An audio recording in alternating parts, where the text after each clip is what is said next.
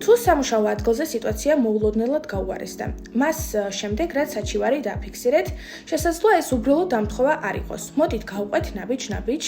თუ თქვენ ოფიციალური საჩივარი შეიტანეთ და შეატყობინეთ შევიწროების შესახებ, ან გააკეთეთ განცხადება.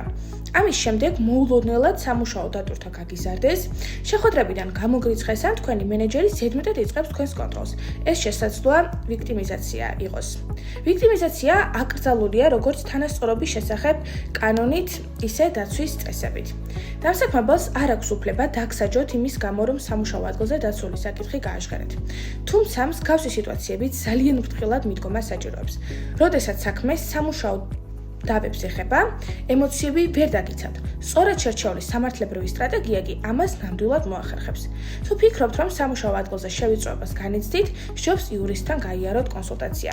დაუკავშირდით Lolex Solicitors გუნდს, რომ იყოთ ინფორმირებული თქვენი უფლებების შესახებ, ჩანიშნეთ კონსულტაცია და დაიცავით თქვენი უფლებები.